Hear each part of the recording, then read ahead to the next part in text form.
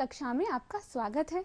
उम्मीद है आप सभी स्वस्थ होंगे, खुश होंगे और आज के पाठ को पढ़ने के लिए उत्साहित होंगे।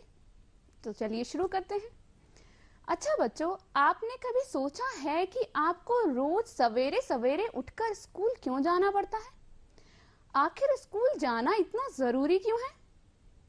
बच्चों, हम स्कूल जाते हैं कुछ सीखने, जैसे पढ़ना सीखने, लिखना सीखने, कुछ अच्छी आदतें भी सीखते हैं, बहुत सारी अच्छी बातें भी सीखते हैं।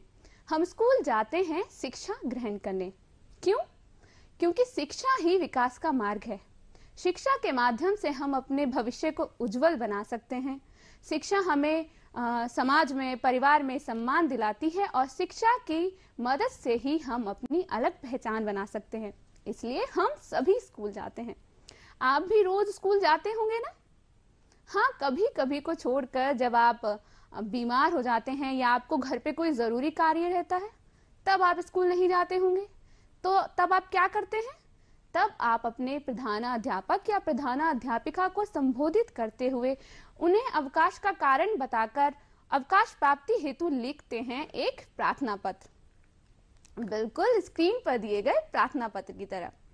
अच्छा बच्चों, इसके अलावा आपको अपने बड़े चचेरे, फुफेरे, ममेरे, भाई बहन की शादी का निमंत्रण पत्र भी मिला होगा, तो आप निमंत्रण पत्र से परिचित होंगे। और मुझे पूरा विश्वास है कि आप सभी समाचार पत्र से तो जरूर ही परिचित होंगे। तो बच्चों, ये सभी क्या हैं? पत्रों के प्रकार हैं। लेकिन पत्र कहते किसे हैं? पत्र को हम साधारण भाषा में खत या चिट्ठी भी कहते हैं। तो पत्र क्या है? पत्र किसी कागज या किसी अन्य माध्यम पर लिखे संदेश को कहा जाता है। अच्छा बच्चों, अगर आपको अपनी कोई बात या अपने दोस्तों की कोई बात जाननी हो तो आप क्या करते हैं? आप उन्हें फोन करते हैं और उनसे पूछते हैं, या फिर फोन पर लिखकर मैसेज, संदेश को भेज देते हैं। लेकिन पुराने समय में जब मोबाइल फोन वगैरह नहीं हुआ करते थे, तो तब लोग एक दूसरे से बात करने के लिए या एक दूसरे तक अपनी बात पहुंचाने के लिए, उनकी कुशलता जानने के लिए या अपनी कुशलता बताने के लिए किसका प्रयोग करते थे? तब अपनी बातों को दूसरों तक पहुंचाने के लिए या संदेश भेजने के लिए पत्र ही एकमात्र साधन हुआ करते थे। तो बच्चों, पत्रों के द्वारा ही लिखित भाषा का सर्वाधिक उद्देश्य प्राप्त होता है, क्योंकि सबसे अधिक पत्र ही लिखे जाते हैं। तो बच्चों, अब आपने जाना पत्र किसे कहते हैं। तो हमारा आज का पाठ एक पत्र है। किसका पत्र? एक स्त्री का पत्र। और हमारे पाठ का शीर्षक भी यही है, एक स्त्री का पत्र। यह पाठ हम दो भागों में पढ़ेंगे, तो आज हम इसका एक भाग पढ़ने वाले हैं। इस पाठ के रचयिता श्री रविन्द्रनाथ टैगोर जी हैं। आप सभी इनसे जरूर परिचित होंगे। हमारे राष्ट्रगान जन गण मन के रचयिता श्री रविन्द्रनाथ टैगोर जी ही हैं। श्री रविन्द्रनाथ टैगोर का जन्म सन 1861 ईस्वी को पश्चिम बंगाल के एक धनी जमींदार परिवार में हुआ था। श्री रविन्द्रनाथ टैगोर भारत के महान कथाकारों में से एक हैं। कविता, चित्रकला और संगीत की दुनिया में उनका विशेष स्थान है। लिखने के अति सरल ढंग को अपनाते हुए इन्होंने समाज के विभिन्न वर्गों, जैसे किसानों और जमींदारों आदि के बारे में लिखा है। जातिवाद, भ्रष्टाचार, निर्धनता जैसी सामाजिक बुराइयां उनकी रचनाओं का अभिन्न अंग रही हैं। अपने लंबे लेखन काल में इन्होंने 90 से अधिक लघु कथाओं की रचना की है। स्त्री का पत्र उन्हीं कथाओं में से एक है। इनकी मृत्यु सन 1941 में हुई थी। श्री रविन्द्रनाथ टैगोर जी को सन 1913 ईस्वी में साहित्य के क्षेत्र में नोबेल पुरस्कार से भी सम्मानित किया गया है। तो चलिए बच्चों, अब चलते हैं अपने पाठ की ओर। एक स्त्री का पत्र। यह पत्र लिखा है एक स्त्री ने अपने पति को संबोधित करते हुए। तो पत्र में उसने क्या लिखा है? मृणाल एक परिवार की मझली बहू है। मृणाल एक सुंदर और बुद्धिमान स्त्री थी। मृणाल जब केवल 12 बरस की थी तब उसका विवाह कर दिया गया, और जब वह यह पत्र लिख रही थी तब उसके विवाह को 15 बरस हो चुके थे। मृणाल को कविताएं लिखने का बहुत शौक था। वह चुप चुप कर कविताएं लिखती थी। उसकी कविताओं की खास बात यह थी कि उसकी कविताएं सभी सामाजिक बंधनों और रीति रिवाजों से मुक्त थी। उनमें उसकी खुद की आवाज थी। मृणाल अपनी नन्ही सी बेटी की मृत्यु के पश्चात बहुत दुखी हो गई थी, क्योंकि मां बनने का दुख उसने सहा, लेकिन मां कहलाने का सुख वह न पा सकी थी। इस दुख को भी उसने पार किया। मृणाल के ससुराल का माहौल जो था वो बहुत ही घुटन भरा और रूखा था। मृणाल अपने रोजमर्रा के कार्यों में ही व्यस्त रहती, जैसे गाय भैंसों की सानी पानी में। उसे गाय भैंस ही ज्यादा अपने लगते। इसी तरह उसका जीवन व्यतीत हो रहा था। तभी मृणाल की जिंदगी में बिंदु आती है। बिंदु उसकी जेठानी की छोटी बहन है, जो अपनी माँ की मृत्यु के पश्चात अनाथ होकर उनके घर रहने आती है। बिंदु के आने से सभी परिजन बड़े ही परेशान हो जाते हैं। उस अनाथ और असहाय लड़की के साथ परिजनों का ऐसा रूखा बर्ताव देख मृणाल बिंदु को अपने पास रख लेती है। मृणाल का बिंदु के प्रति व्यवहार सभी लोगों को पसंद नहीं आता, बिल्कुल फूटी आंख न सुहाता है, जिसकी वजह से सभी घर वाले बिंदु पर तरह तरह के इल्जाम लगाते रहते हैं, जैसे कभी चोरी का इल्जाम, कभी चेचक हो जाने का इल्जाम। उन्हें बिंदु पर इल्जाम लगाने के लिए किसी सबूत की आवश्यकता नहीं होती है। उनके लिए बिंदु का बिंदु होना ही काफी था। जब उस अनाथ असहाय लड़की को घर से निकालने की सभी कोशिशें नाकाम हो जाती हैं, तब उसका विवाह तय कर दिया जाता है। लड़के वाले लड़की देखने तक न आते हैं। घर वाले बताते हैं कि विवाह लड़के के घर से होगा, यही उनके घर का रिवाज है। यह सुनकर मृणाल का हृदय कांप उठता है। बिंदु विवाह के दिन तक अपनी बहन के पैर पकड़कर बोलती है कि दीदी, मुझे इस तरह से घर से ना निकालो, मैं आपकी गौशाला में ही पड़ी रहूंगी, आप जो कहेंगी मैं वही कहूंगी। लेकिन कोई बिंदु की बात नहीं सुनता है और बिंदु का विवाह कर दिया जाता है। विवाह के 3 दिन बाद बिंदु मृणाल को गौशाला में मिलती है। मृणाल को देखते ही बिंदु फपक फपक कर रोने लगती है और मृणाल को बताती है कि उसका पति पागल है। पागल पति और बेरहम सास से मुश्किल से पीछा छुटाकर वह यहाँ भाग आई है। बिंदु की बात सुनकर मृणाल गुस्से और घृणा से भर उठती है और बोल उठती है कि इस तरह का धोखा भी भला कोई विवाह है। घर वाले बिंदु की बात को झूठा बताते हैं और बिंदु को ससुराल भेज दिया जाता है। बिंदु की जाने की वजह से मृणाल बहुत दुखी हो जाती है। वह जगन्नाथपुरी की यात्रा के लिए जाती है और वह चाहती है कि बिंदु भी वहां आए, इसलिए वह अपने भाई शरद को बिंदु को बुलवाने के लिए भेजती है। शरद उसी शाम घर लौट आता है और मृणाल को बताता है कि बिंदु ने कल ही खुद को जलाकर आत्महत्या कर ली। यह बात सुनकर मृणाल स्तब्ध रह जाती है और संसार के मोह माया से विरक्त हो जाती है। तब वह यह पत्र अपने पति को संबोधित करते हुए लिखती है और कहती है कि वह अब गृहस्थ आश्रम में वापस नहीं आएगी। जिस तरह मीराबाई जी ने अपने बलबूते अपना जीवन व्यतीत किया, संसार के सभी मोह बंधनों को त्याग दिया, उसी प्रकार वह भी अपना जीवन अपने भरोसे व्यतीत करेगी। उसे खुद पर विश्वास है, वह आत्महत्या जैसा कदम नहीं उठाएगी।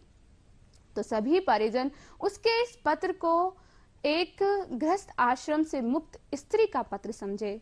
अब मछली बहू समाप्त हुई। इसी के साथ यह पत्र समाप्त होता है। आइए जानते हैं पाठ में आए कुछ कठिन शब्दों के अर्थ। आओ भगत। आओ भगत का अर्थ है आदर सत्कार। जैसे कभी आपके यहाँ अतिथि आते हैं या कोई व्यक्ति आता है तो हम सभी उनके आदर सत्कार में लग जाते हैं। तो आदर सत्कार वही आओ भगत, उसको आओ भगत भी कहते हैं। पीहर। पीहर का अर्थ होता है मायका, यानी एक स्त्री के माता पिता का घर। बाजूबंद। बाजूबंद एक आभूषण है जो बाह यानी बाजू में पहना जाता है। नाकाम। नाकाम का अर्थ है असफल। जगन्नाथपुरी। जगन्नाथपुरी एक स्थान है जो कि ओडिशा राज्य में है, जो हिंदुओं के मान्य 4 धामों में से एक है। बच्चों, अभी हमने एक कहानी सुनी, एक पत्र पढ़ा। इस पत्र के माध्यम से लेखक ने नारी जीवन के सामाजिक बंधन, नारी शोषण और उनके दर्द को मार्मिक ढंग से व्यक्त किया है।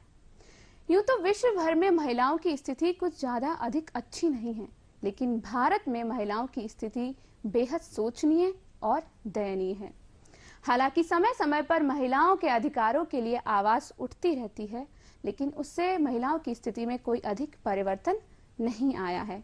महिलाओं की स्थिति बल्कि और बदतर ही होती जा रही है। उनके प्रति अपराध और अत्याचार निरंतर बढ़ते जा रहे हैं, जिन्हें रोकने के लिए सरकार द्वारा बहुत से कानून भी बनाए गए हैं। सभी महिलाओं को भारतीय संविधान के द्वारा सभी पुरुषों के समान अधिकार प्राप्त हैं।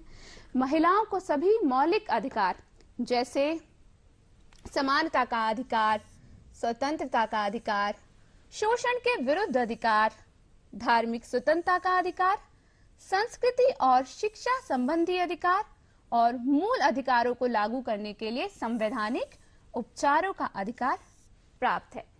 इसके साथ ही संविधान में यह व्यवस्था भी की गई है कि महिलाओं के पक्ष में, महिलाओं और बच्चों के पक्ष में विशेष प्रावधान भी बनाए जा सकते हैं। आइए देखते हैं महिलाओं के संबंध में बनाए गए कुछ अन्य कानून। खान अधिनियम और कारखाना अधिनियम यह प्रावधान करता है कि महिलाओं को रात 7 बजे से सुबह 6 बजे तक काम पर नहीं लगाया जा सकता और इसके साथ ही काम के दौरान उनकी सुरक्षा और कल्याण का ध्यान रखना भी अनिवार्य है। हिंदू विवाह अधिनियम।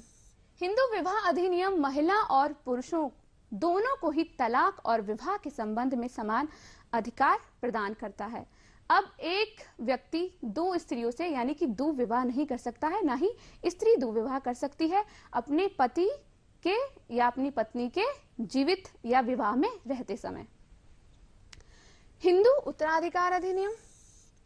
हिंदू उत्तराधिकार अधिनियम सभी महिलाओं को उनके माता पिता की संपत्ति में सभी पुरुषों के समान अधिकार प्रदान करता है। बेटी चाहे तो अपने माता पिता की संपत्ति में हक मांग सकती है। अनैतिक देह व्यापार रोकथाम अधिनियम। यह अधिनियम महिलाओं और लड़कियों के यौन शोषण यानी वेश्यावृत्ति के उद्देश्य से उनकी तस्करी पर रोक लगाता है। मातृत्व लाभ अधिनियम। यह अधिनियम महिलाओं को बच्चे के जन्म से पहले 13 सप्ताह तथा जन्म के बाद 13 सप्ताह तक वैतनिक अवकाश प्रदान किए जाने का प्रावधान करता है। प्रत्येक महिला को अधिकार है कि वह मां बने, उसे इस अधिकार से वंचित नहीं किया जा सकता और प्रत्येक शिशु को अधिकार है कि उसे उसकी मां की पर्याप्त देखभाल मिले। उसी उद्देश्य से यह प्रावधान बनाया गया है। गर्भावस्था के दौरान किसी भी कामकाजी महिला को कोई भी आरोप लगाकर नौकरी से नहीं निकाला जा सकता, ना ही उसके वेतन में कटौती की जा सकती है। ऐसा करने पर दोष साबित होने पर दोषी को 1 साल तक की कैद भी हो सकती है। समान पारिश्रमिक अधिनियम।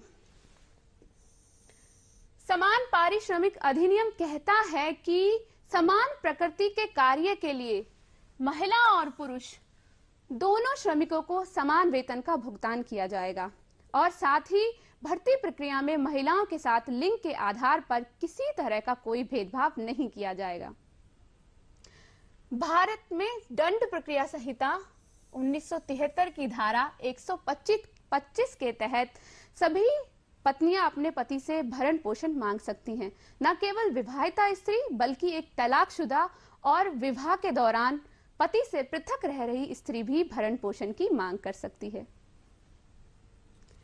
सती रोकथाम अधिनियम सती प्रथा को एक अपराध घोषित करती है। सती प्रथा क्या है कि पति की मृत्यु के पश्चात पत्नी को जबरन पति की चिता के साथ जलाने वाली एक प्रथा है। तो सती प्रथा अधिनियम सती प्रथा के भारत के किसी भी भाग में प्रचलन और महिमा मंडन को रोकता है और इसे अपराध घोषित करता है। किसी भी स्त्री को सती होने के लिए बाध्य नहीं किया जा सकता। कार्यस्थल पर महिलाओं के यौन उत्पीड़न रोकथाम, निषेध और निवारण अधिनियम 2013 के तहत कार्यस्थल पर महिलाओं को यौन शोषण से सुरक्षा प्रदान करने के लिए बनाया गया है। राष्ट्रीय महिला आयोग अधिनियम, इस आयोग का गठन महिलाओं के संवैधानिक और कानूनी अधिकारों और अन्य सुरक्षा उपायों से संबंधित सभी मामलों का अध्ययन और निगरानी करने के लिए किया गया है। तो बच्चों, अभी हमने जाने बहुत ही संक्षेप में कुछ अधिकार जो महिलाओं को प्रदान किए गए हैं ताकि उनकी स्थिति को और अच्छा बनाया जा सके।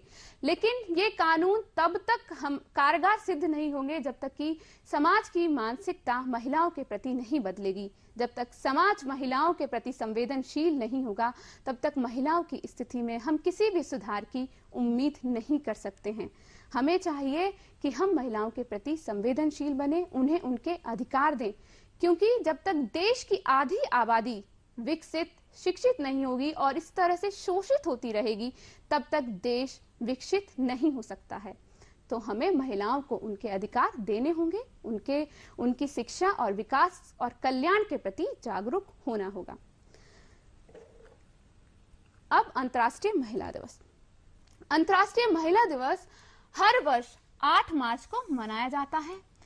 विश्व के विभिन्न भागों में महिलाओं के प्रति प्रशंसा, सम्मान और प्यार व्यक्त करते हुए इस दिन को उनके आर्थिक, राजनीतिक और सामाजिक उपलब्धियों के उपलक्ष्य में उत्सव के तौर पर मनाया जाता है।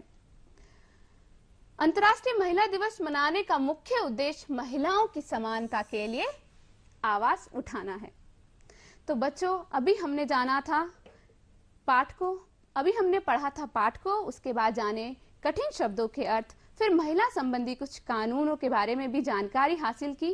अब करते हैं कुछ भाषा की बातें। भाषा की बात में सबसे पहले मुहावरा। मुहावरा किसे कहते हैं? मुहावरा मूलतः अरबी भाषा का शब्द है जिसका अर्थ होता है बातचीत करना, अभ्यास करना या फिर उत्तर देना। तो मुहावरा क्या है? मुहावरा एक वाक्यांश है जो कि अपने शाब्दिक अर्थ से भिन्न किसी विशेष अर्थ संदर्भ में रूढ़ होकर प्रयुक्त होने लगता है। यानी मुहावरा क्या है? एक वाक्यांश है। सभी मुहावरे वाक्यांश होते हैं, लेकिन सभी वाक्यांश मुहावरे नहीं होते हैं और मुहावरों का शाब्दिक अर्थ नहीं होता बल्कि एक विशेष अर्थ होता है। मुहावरे विशेष अर्थ के द्योतक होते हैं। और एक बात, मुहावरे का मूल रूप नहीं बदलता। जैसे कि आंख चुराना एक मुहावरा है, तो आंख चुराने के स्थान पर इन दोनों ही शब्दों के किसी समानार्थी शब्द का प्रयोग कर इसके रूप को परिवर्तित नहीं किया जा सकता। यानी आंख चुराना है तो आंख चुराना ही रहेगा, इसे हम नयन चुराना नहीं कह सकते। और मुहावरों का प्रयोग किया क्यों जाता है? मुहावरों का प्रयोग वाक्य में एक तरह का चमत्कार उत्पन्न करने के लिए किया जाता है ताकि हमारी भाषा और अधिक प्रभावशाली बन सके। आइए जानते हैं मुहावरों के कुछ उदाहरण, समझते हैं उनका अर्थ और करते हैं उनका वाक्य में प्रयोग। अंगूठा दिखाना। अंगूठा दिखाने का अर्थ होता है इनकार करना। इसका वाक्य प्रयोग, स्वार्थी मित्र मुसीबत के वक्त अंगूठा दिखा देते हैं। यानी स्वार्थी मित्र मुसीबत के वक्त इनकार कर देते हैं, मदद के लिए इनकार कर देते हैं। आकाश पाताल एक करना। इसका अर्थ है अत्यधिक परिश्रम करना, प्रयत्न करना। वाक्य प्रयोग, राकेश ने डॉक्टर बनने के लिए आकाश पाताल एक कर दिया। यानी राकेश ने डॉक्टर बनने के लिए अत्यधिक परिश्रम किया। आंख दिखाना, गुस्से से किसी को देखना। मैंने राधा से अपनी किताब वापस मांगी तो वह मुझे आंख दिखाने लगी। यानी मैंने राधा से अपनी किताब वापस मांगी, वह मुझे गुस्से से देखने लगी। ईद का चांद होना, यानी कभी कभी दर्शन देना। इसका वाक्य प्रयोग, जब से तुम्हारी नौकरी लगी है तुम तो ईद का चांद हो गए हो। यानी जब से तुम्हारी नौकरी लगी है तुम तो कभी कभी ही दिखाई देते हो। 9 2 11 होना, यानी भाग जाना। पुलिस को देखते ही चोर 9 2 11 हो गए। यानी पुलिस को देखते ही चोर भाग गए। अब काला अक्षर भैंस बराबर, यानी बिल्कुल अनपढ़ होना। इसका वाक्य प्रयोग, आजकल काला अक्षर भैंस बराबर होने से काम नहीं चलता, यानी आजकल बिल्कुल अनपढ़ होने से काम नहीं चलता, तो सभी को शिक्षा जरूर ग्रहण करनी चाहिए। अब हमने जाना मुहावरा और मुहावरा क्या होता है और इसके कुछ उदाहरण भी देखे और वाक्य प्रयोग भी समझे। अब मुहावरे पर आधारित आपके लिए अभ्यास कार्य, दिए गए मुहावरों के अर्थ बताते हुए वाक्य प्रयोग कीजिए। पहला, चैन की सांस लेना। चैन की सांस लेना यानी आराम का अनुभव करना। इसका वाक्य प्रयोग, अपना सारा काम खत्म कर मैंने चैन की सांस ली, यानी आराम का अनुभव किया। फिर फूटी आंख न सुहाना, इसका अर्थ होता है अच्छा न लगना। मुझे दूसरों की चुगली करने वाले लोग फूटी आंख न सुहाते हैं, यानी कि मुझे दूसरों की चुगली करने वाले लोग बिल्कुल अच्छे नहीं लगते हैं। सीने पर सांप लूटना, यानी बहुत दुख का अनुभव करना। इसका वाक्य प्रयोग, बिंदु की आत्महत्या की खबर सुनकर मझली बहू के सीने पर सांप लूटने लगे, यानी वह बेहद दुखी हो गई। बच्चों, आप इन सभी मुहावरों का प्रयोग जो है अपने मनपसंद वाक्य में कर सकते हैं। और अभी हमने जाना था कि महिलाओं के अधिकारों की रक्षा के लिए प्रतिवर्ष 8 मार्च को अंतर्राष्ट्रीय महिला दिवस मनाया जाता है। तो इस अवसर पर अपने आसपास होने वाले आयोजनों में हिस्सा लीजिए और जानिए कि वहां कौन कौन से कार्यक्रम होते हैं और उन कार्यक्रमों की एक संक्षिप्त रिपोर्ट बनाकर कक्षा में प्रस्तुत कीजिए और अपने क्षेत्र की किसी सफल नारी का साक्षात्कार लेकर जानिए कि किन गुणों के कारण उन्हें जीवन में सफलता मिली। और अब वक्त हो गया है आपसे विदा लेने का। फिर मिलेंगे पाठ के अगले भाग के साथ।